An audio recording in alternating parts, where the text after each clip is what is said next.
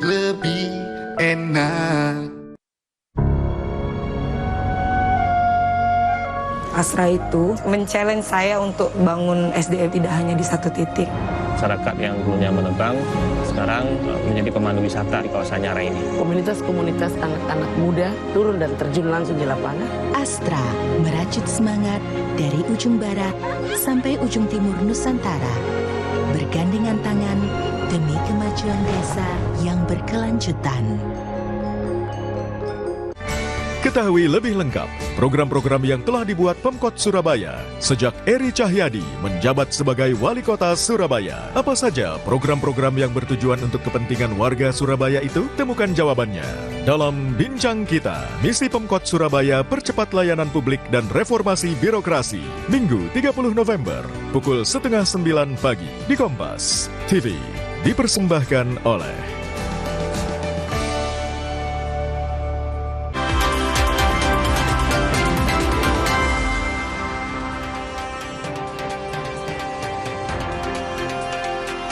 Saudara Ketua DPP Partai Solidaritas Indonesia, Valdo Maldini, menjelaskan polemik Bandara IMIP di Morowali yang dinilai menyudutkan Presiden ke-7 Joko Widodo adalah serangan pihak-pihak yang belum move on dari Pilpres 2024.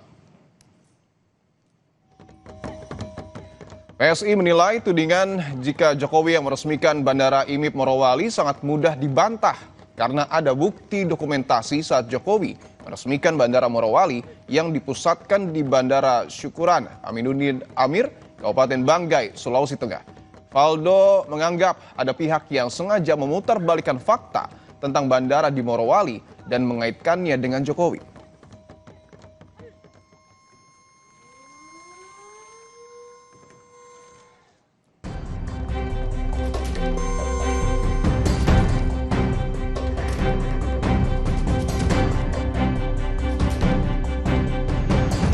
Bandara khusus PT Indonesia Morowali Industrial Park di Sulawesi Tengah menjadi polemik usai disorot Menteri Pertahanan Syafri Samsudin.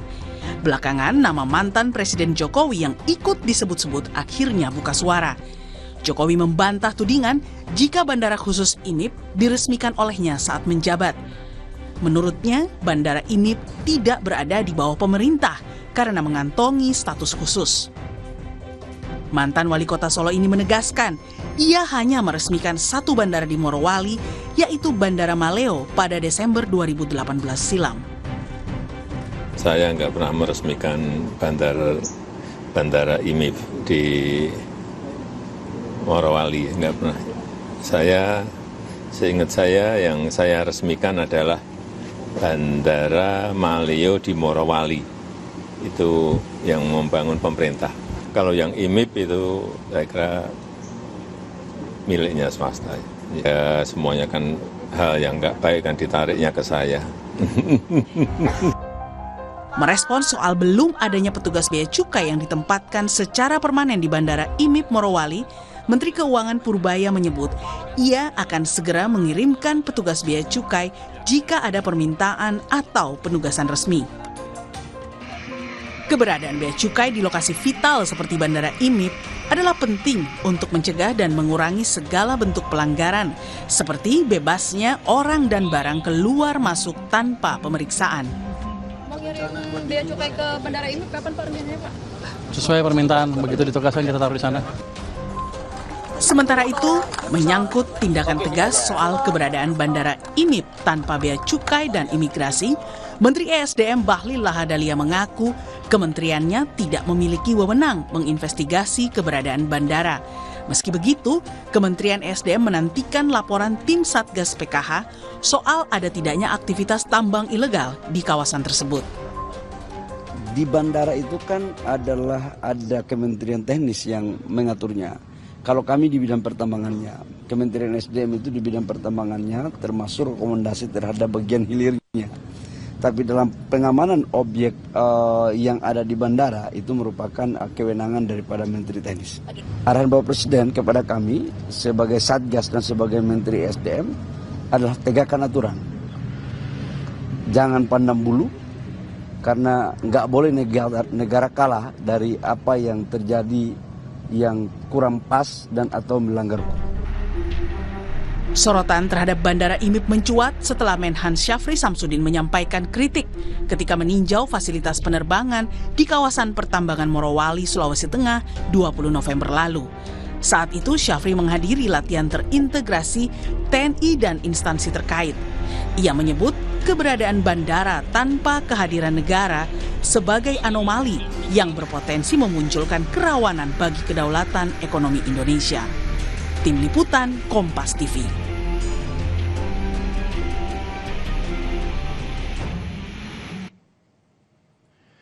Walau Menhan Syafri Samsudin tidak menyebut secara spesifik nama Bandara IMIP dan Jokowi saat meninjau fasilitas penerbangan di kawasan pertambangan Morowali, namun belakangan nama Jokowi ikut terseret di tengah polemik keberadaan Bandara IMIP karena bandara tersebut tanpa pengawasan Bea Cukai.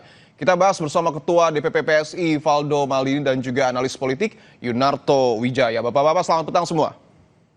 Selamat petang. Selamat petang, Mas. Baik, saya ingin ke Bung Valdo terlebih dahulu. Bung Valdo, kalau nama Pak Jokowi tidak disebut memang oleh Menhan Syafri Samsudin pada saat di Morowali. Lalu kalau sekarang nama Pak Jokowi ditarik-tarik, apakah karena pembangunan kawasan Morowali itu dibangun di saat era Presiden Jokowi? Iya, memang yang menarik adalah terkait isu IMIP ini adalah bahwa itu merupakan kawasan terbesar di Asia Tenggara, Mas, yang menyerap banyak dan bisa sampai ratusan ribu tenaga kerja lokal, dan sekarang kan menjadi pusat hilirisasi nikel nasional. Jadi ini memang sesuatu yang sangat produktif sebenarnya, dan masalah operasional di perusahaannya itu kan memang domain perusahaan dan Pemda sebenarnya, bukan presiden. Nah, waktu itu memang ketika itu dibangun, semuanya ada aturannya, Mas, ada undang-undangnya juga, Undang-Undang Nomor 9 kalau nggak salah tahun 2009 kalau saya nggak salah waktu itu. Jadi memang bicara soal banyaknya tuduhan yang ditujukan ke Pak Jokowi, ya itu memang model-model nyari kambing-kambing hitam, menyalah-nyalahkan keadaan ini kan memang paling empuk itu menyalahkan Pak Jokowi. Tapi saya melihat apa yang disampaikan Pak Jokowi juga bukan playing victim, Mas Dipo, karena ini juga menunjukkan bahwa beliau punya kepemimpinan juga, terlebih dalam periode sebelumnya beliau membangun. Misalnya itu kan bukan curhat sebenarnya, bukan pembelaan diri juga gitu. Itu pernyataan seorang pemimpin yang punya tanggung jawab, yang jelek-jelek ke saya. Kan sering kita lihat di kantor orang bilang ya kalau salah ya salah saya karena saya pimpinannya gitu loh. Kalau bagus kerja bareng-bareng gitu. Jadi kami melihat setiap kritik, tuduhan, fitnah ya diterima, tapi ya tidak lari. Pak Jokowi selalu menjawab kan ketika ada pertanyaan dari wartawan. Tidak hanya kasus ini, kasus sebelumnya pun Pak Jokowi menjawab. Karena beliau merasa relevan untuk menjawab ini karena itu memang hasil kerjanya. Jadi kelasnya Pak Jokowi itu kami kira oke, karena kritik aja Pak Jokowi, tapi jangan difitnah. Yang menjadi persoalan kan yang difitnah ini, Mas. Siap, saya ingin tanyakan Bung Valdo bahwa tadi Anda menyebut Bandara IMIP ini memang domainnya swasta dan Pemda, tapi kan dibangun ini katakanlah di era Pak Jokowi. Apakah Pak Jokowi tidak mengetahui bahwa bandara itu beroperasi tanpa adanya keterlibatan unsur negara? Iya, sebenarnya kan ada aturannya, Mas Dipo ya, secara teknis dan detail ya, bahwa memang untuk bandara swasta itu peruntukannya pun jelas. Dan dia sebenarnya tidak bisa menerima secara teknis itu penumpang dari internasional langsung. Kalau swasta siapa yang mengawasi, Mas, kalau begitu? Di hubnya, memang skema pengawasannya kan dia juga tetap connect ke Kemenhub sebenarnya, Mas Dipo. Bahwa dia juga terdaftar di Kemenhub, bandara tersebut juga listed di Kemenhub, sehingga aturannya pun beda bisa jadi dengan aturan kebandaraan yang pada umumnya kita pahami dan kita yakini, gitu loh Mas Dipo. Jadi semua mekanismenya ada temuan kemarin, ada kritikan, pemerintahan Pak Prabowo langsung menutupinya dengan menutupi itu dalam arti bukan bohong ya Mas Dipo ya, tapi menugaskan Kementerian Perhubungan untuk meletakkan SDM-nya dan sebagainya. Jadi memang ini juga menjadi sebuah kritikan atau masukan juga ke depannya terkait pengelolaan bandara yang dimiliki oleh private atau swasta. Tapi yang jadi persoalan bagi kami kan semuanya itu diarahkan bahwa ini Pak Jokowi. Itu yang jadi persoalan bagi kita, karena ini memang yang diresmikan oleh Pak Jokowi adalah bandara yang resmi yang dimiliki oleh Kabupaten Morowali gitu. Disitulah seharusnya gimana kalau ada tenaga kerja dari luar ya dari situ gitu. Baru saya ingin masuk ke kawasan. Saya ingin ke Mas Soto bahwa tadi Bung Faldo mengatakan seakan Pak Jokowi ini selalu dikambing hitamkan dan di medsos nama Pak Jokowi memang langsung disorot. Apakah Anda melihat ini ada yang menyetir, Mas Toto? Saya nggak tahu ada yang nyetir atau tidak ya, tapi saya nonton sendiri videonya dan saya harus katakan memang Pak Jokowi dalam konteks ini korban hoax. Karena videonya mengatakan bahwa Pak Jokowi meresmikan Bandara IMIP. Padahal kan tinggal di browsing 23 Desember 2018 memang Pak Jokowi meresmikan Bandara Maleo yang sama-sama ada di Morowali. Tapi memang itu menurut saya kita harus clearkan dulu. Bahwa Pak Jokowi meresmikan kawasan IMIP itu iya di 2015. Dan itu yang tersebar videonya ya? Dan itu yang kemudian orang... Ada spanduknya bahwa Pak Jokowi datang ke kawasan industrial IMIP. Oh betul, betul. Jadi dicampur adukan 3 info. Yang pertama Pak Jokowi meresmikan kawasan IMIP itu 2015 betul. Pak Jokowi juga memang meresmikan yang namanya Bandara Maleo itu 2018 betul. Tapi caption yang dibuat itu seakan-akan Pak Jokowi meresmikan bandara di IMIP. Itu clear.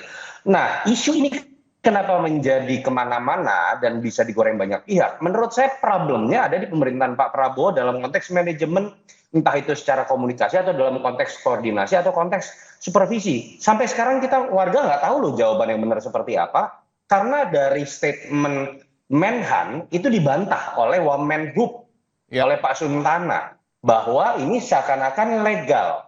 Yang menariknya ternyata koordinasi internal di antara Wamenhub dengan Menhub itu juga berbeda.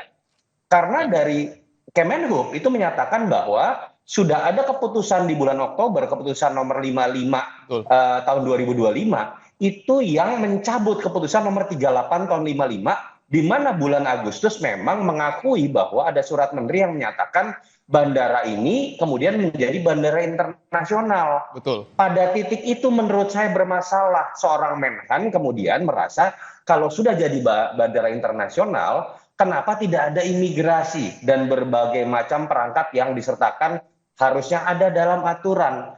Ini yang menurut saya harusnya dijelaskan sehingga kemudian tidak muncul macam-macam tafsir. Sekarang orang seakan-akan merasa yang tidak mengerti bahwa bandara khusus ini baru pernah ada itu di Morowali. Enggak. Di Sulawesi Selatan Vale itu ada, di Freeport itu ada, di KPC Kalimantan Timur itu ada, tetapi mungkin dianggap tidak menyalahi aturan. Jadi menurut saya yang harusnya berbenah adalah manajemen pemerintahan Pak Prabowo, baik koordinasi antar menteri ataupun bahkan koordinasi di dalam kementerian teknis yang bersangkutan sehingga kemudian tidak terkena dampaknya kemana-mana dan isunya jadi bola liar. Oke, menurut Anda Mas Toto, apakah perlu adanya klarifikasi resmi dari Menteri Pertahanan terkait hal ini? Iya, menurut saya paling baik adalah konferensi pers antara Kementerian Pertahanan dengan Kementerian Perhubungan. Karena kan perbedaan pendapat ada di dua kementerian tersebut. Kementerian teknisnya ada di Kementerian Perhubungan, yang kemudian kemarin membuka fakta ini adalah Kementerian Pertahanan. Jangan sampai kelihatan wibawa pemerintahan, bukan pemerintahan, bahkan Presiden Prabowo itu menjadi jelek karena ada seakan-akan perbedaan sikap antar dua kementerian, bahkan antara menteri dengan wakil menteri. Itu catatan khusus. Jadi sorry dalam konteks ini saya kasihan dengan Pak Jokowi, nggak ada kaitannya dan ke bawah-bawah. Ini benar-benar hoax kalau menurut saya. Oke, saya ingin ke Bung Faldo. Artinya ketika Mas Toto mengatakan bahwa sebenarnya persoalannya adalah di manajemen pemerintahan Pak Prabowo. Anda sepakat dengan hal ini? Iya, sebenarnya kan ini juga merupakan temuan sidak ya kalau saya lihat. Dan memang ada beberapa faktor-faktor di lapangan yang ketika itu kalau dilihat lebih jauh ada latihan atau masuk ke kawasan gitu. Dan Pak Syafri sebagai Menteri Pertahanan memberikan statement, doorstop atau pernyataan pers mungkin pasca latihan tersebut. Nah memang terkait bandara ini bukan bandara yang pertama yang ada, setuju sama Mas Toto, ada di Vale, ada di Papua dan sebagainya. Tadi undang-undangnya juga di Undang-Undang Nomor 1 tahun 2029 pasal 247 Mas Dipo. Nah jadinya udah ada aturan mainnya. Dan terkait koordinasi komunikasi yang dimiliki oleh pemerintahan hari ini, ya ini memang problem klasik yang selalu dimiliki oleh sebuah entitas, Mas. Bukan hanya di negara, tapi juga hal ini juga sesuatu yang juga membuat kita melihat, oh ternyata udah ada penjelasan dari Pak Wamenhub, Pak Suntana. gitu. Baik, nah, bahwa jadi, tadi, mohon maaf Bung Faldo, bahwa tadi disebutkan Pak Jokowi mungkin saja menjadi korban hoax. Menurut Anda siapa yang bermain dalam polemik ini? Iya, memang kalau tuduhan hoax Pak Jokowi ini memang pada akhirnya sih munculnya kalau saya lihat dari sosial media semua, Mas. Nah kawan-kawan ini, persoalan komunikasi yang tadi Mas Toto sampaikan itu persoalan lain pada akhirnya. Nah, saya nggak tahu sih ini siapa ini. Makanya saya bilang ini sepertinya orang-orang yang kemarin masih belum move on dari Pilpres. Yang belum move on siapa itu, Bung Faldo? Karena Mas Toto udah move on gitu loh. Nah, jadinya kalau menurut saya, Mas, memang ini kawan-kawan yang masih ingin mencari kesalahan Pak Jokowi. Menguyu-kuyu Pak Jokowi gitu kan, sementara Pak Jokowi juga ya tetap menjawab dan seperti biasa, seperti di kasus-kasus lainnya kami selalu bilang nggak apa-apa tuduh aja, tapi tolong tunjukkan bukti. Kalau tidak ada bukti, jadi fitnah gitu. Betul Mas Toto bahwa pihak yang kalah Pilpres ini seakan terus memojokkan Pak Jokowi termasuk dalam polemik IMIP ini.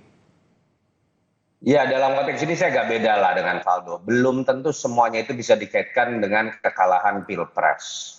Bisa jadi yang kemudian merasa tetap tidak suka dengan Pak Jokowi juga ternyata milihnya 58%, bagian dari 58% atau milih 02 bisa juga loh. Karena kan kekuatan pilihan Prabowo Gibran ini kan ada juga yang memang sebenarnya hanya suka dengan Prabowo, ada yang hanya suka dengan Gibran, ada juga yang suka dengan kedua-duanya. Jadi menurut saya nggak bisa dikaitkan dengan hal tersebut. Jadi masuk aja ke urusan isunya sendiri, bahwa memang isu ini sih saya harus katakan nggak pantas untuk kemudian dibuat menjadi sebuah hoax. Dan saran saya tetap, Faldo misalnya bisa disarankan juga ya ke teman-teman misalnya relawan Jokowi. Saya sempat baca tuh ada konco Jokowi meminta Pak Prabowo memecat Pak Syafri Samsudin. Saya pikir apa urusannya sebenarnya. Jadi jangan juga kemudian karena defensif, lalu kemudian malah menjadi ofensif dan menimbulkan image keretakan ya di antara pemerintahan Pak Prabowo Gibran atau antara dua kekuatan Jokowi dengan Prabowo. Santai saja, saran saya makanya saya dalam dialog sebelum walaupun agak berdebat dengan Faldo, tapi saya pikir saya punya satu kesamaan sikap. Bagaimana sih cara Pak Jokowi menghindari fitnah? Pak Jokowi kurangi bahasan mengenai politik elektoral. Kalau bicara tentang elektoral, mau itu SBY, mau itu Mega, itu pasti akan kemudian mereka dilihat sebagai makhluk elektoral. Bahasannya kemudian menjadi politik lagi. Tapi kalau SBY, Megawati, Pak Jokowi, itu banyak datang ke luar negeri, lalu bicara di forum internasional, memberikan masukan didasarkan pada pengalaman pemerintahannya sendiri. Saya pikir orang akan melihat dia ada di atas level seorang politisi sebagai seorang negarawan, dan pada titik itu fitnah akan berkurang dengan sendirinya. Sorry nih Faldo, bukan nggak pengen Pak Jokowi ngurusin PSI, tapi itu yang menurut saya dilakukan oleh seorang mantan presiden harusnya. Saya ingin ke Bung Faldo bahwa tadi Mas Toto menyebutkan Pak Jokowi ini masih cukup sering memberikan narasi khusus yang mengarah kepada elektoral. Tanggapan Anda, singkat saja, Bung Faldo. Ya, kalau saya mungkin jawabannya tadi bicara soal yang belum move on, karena bagi saya ini juga simple. Karena ini juga soal adu posisi di 2029. Bisa jadi yang bagian menang pun belum move on gitu. Karena pengennya menang dengan cara yang lain skemanya. Jadi memang Pak Jokowi dijadikan... Skemanya itu maksudnya gimana, Bung Faldo?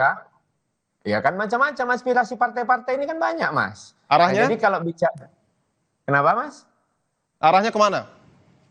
Ya arahnya kan ini soal pertempuran ke depan, ya. Pemilu sudah dekat kalau bagi beberapa kawan-kawan gitu. Nah jadi kalau bagi kami terkait apa yang Mas Toto sampaikan, memang Pak Jokowi sebagai respon ya dari kritikan yang terjadi yang dijelek-jelekan ke arah saya itu sebenarnya bukan keluhan juga sih Mas, tapi itu kayak perisai gitu loh bagi dia, bagi beliau, karena bagi beliau yang penting saya tanggung jawab atas apa yang saya pernah sampaikan, apa yang pernah saya kerjakan. Ini maksudnya, bentar Bung Faldo, mohon izin saya coba dalami lagi. Artinya yang mengarahkan ini arahnya ke yang menuding ijazah atau lain pihak? Oh Mas, ini kan tudingan Pak Jokowi ini saya ngeliat kayak series Netflix Mas. Pertama soal WUS, habis itu lanjut ke IKN, nah sekarang mungkin ke bandara, next feeling saya tebakan saya bendungan atau jalan tol nih. Tapi aktornya? Tapi apa-apa. Sama? Apa Mas? Aktornya sama? Sutradaranya bakal muncul nanti itu Mas, tunggu aja. Biasanya kan di akhir film tuh ada tuh sutradara, produser dan semuanya gitu kalau udah closing ini bareng. Baik, kita tunggu ya polemik IMIP ini tentu supaya selesai dan tentu penerbangan kita ini tidak, mohon maaf dalam tanda kutip, disusupi pihak-pihak yang tidak berkepentingan. Terima kasih Ketua DPP PSI Bung Faldo Maldini dan juga analis politik Mas Yunarto Wijaya telah bergabung di Kompas Petang.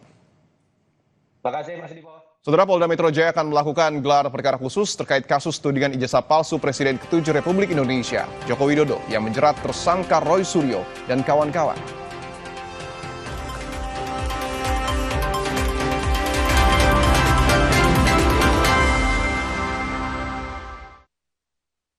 Lidah orang Indonesia itu sukanya yang gurih. Makanan sih banyak. Emang ada ya kopi gurih? Ada, Creamy Latte. Dibuat dari kopi grade Brazil, gurih